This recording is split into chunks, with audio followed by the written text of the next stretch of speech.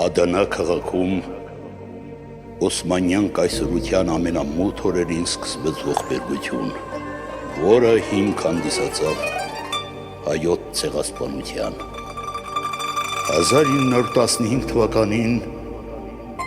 1.5 միլիոն հայեր դաժանաբար սպանվեցին,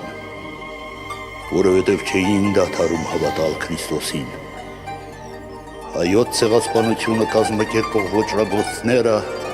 մինչ օրս չեն մեղադրված և չեն դատապարտված։ Սա է պատմությունը։ Հին գիլիգայի ծոցում դու բազմած, ինչպես արծիվ մադանա, երկնքից լազուր, օդդ ջինջ մաքուր, հաջն զեյթուն սիս մեր ադանա, Քրիստոնյա հայեր, Աստծո հավատքով, դպրոցու անքեին կառուցում, ու այդպես խաղաղ,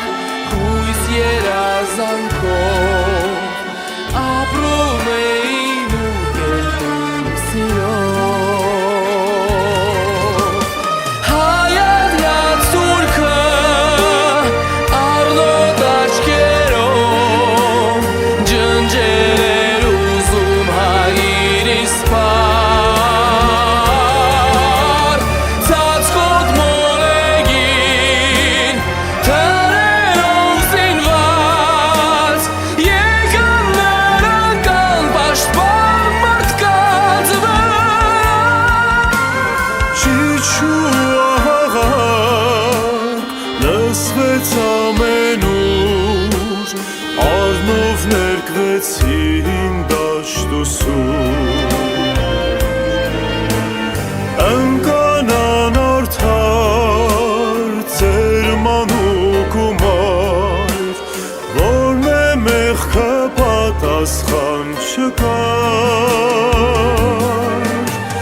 Գիշերվա մթին, ովքեր փրկվեցին, անտարբեր աշխարհից դառնացած, բռնեցին անծայր գաղթի ճանապարհ,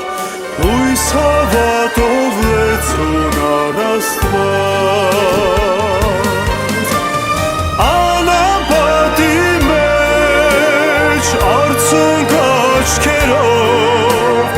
արվակ էին փնտրում պապակ շուրթերով, քարը բարձ դարձրած, մանկիկին գրկած, աղոթքեր անում այն Աստված։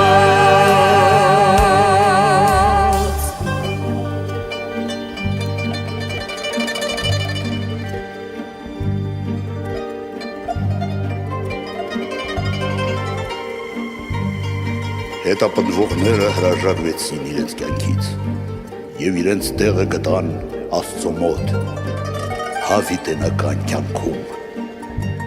Եթե նույնիսկ աշխարհը մոռանա, Աստված կհիշի նրանց չարչարանքները։ Նրանք այլևս չեն չարչարվի,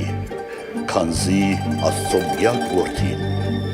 Հիսուս Քրիստոսը, որը մահացավ ու համբարձվեց, կլինի նրանց հովիվը և կուղեկցի դեպի զուլալ աղբյուրները ու կմաքրի արցունքները նրանց աչքերից, և նրանք փարվելով Աստծո գահին կերքեն Աստծո երգը, եղել է, կա և միշտ կլինի։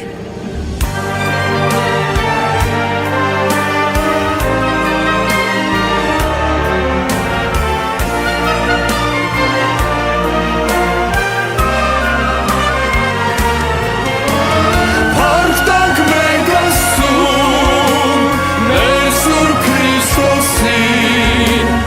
որ փրկեց մեր ազգը